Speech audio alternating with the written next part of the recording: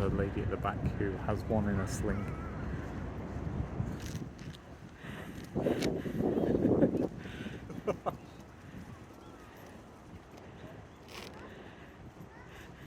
It's trying to catch up to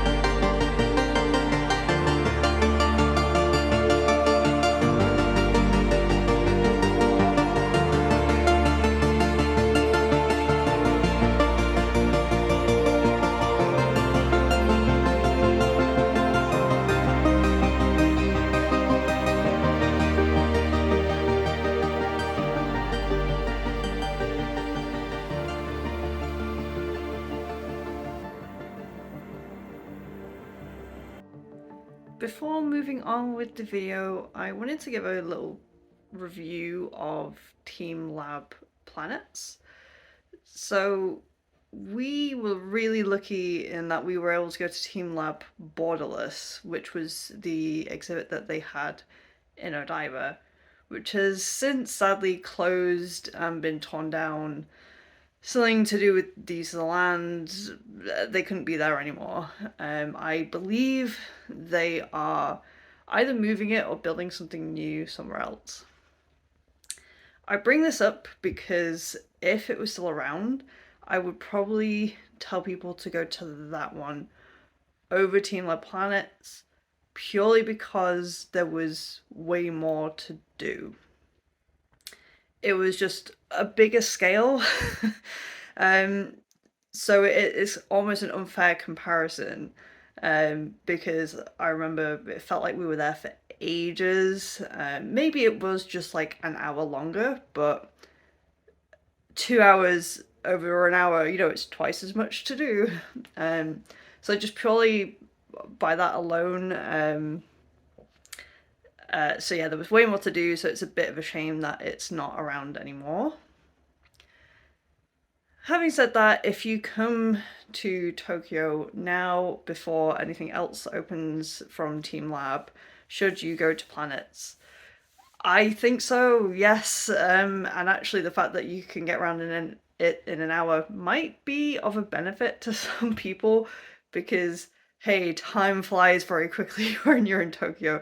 So I guess anything you can actually fit in an hour is kind of cool. Um, and the stuff that is there is, as you saw, it's fantastic. I'd say one thing is that there's slightly fewer photo opportunities. Again, it's just because of the scale. So if you want those cool like Instagram photos, there's only like 2 or 3 spots because actually a lot of the exhibit is more about feeling your way around. So I don't know if you spotted, but we were barefoot as we're going through. So this is, you feel like different textures on the floor. You're going through pretty dark corridors, and at one point you are wading through water. So if you are going, either take shorts. I took a pair of shorts that I got changed into, or just have some trousers that are really easy to roll up. They do have shorts that you can borrow, but if you do this, you get given a lanyard to show all the staff that you're borrowing the shorts. So if you want some cool photos, maybe just bring your own shorts or roll up your jeans. It is a really fun experience, but I did just want to bring that up. So if you are watching this in the future, where there is another option and it's between planets and something that is potentially a lot bigger, I'd say go do the bigger one, purely because it's bigger. But yeah, Planet, it was still fun. But yeah, be warned, it is about an hour, so there is that little feeling of, oh, is it over? Have we seen it? Seen it all? We're done? Okay, we're done. We're done. So short but sweet.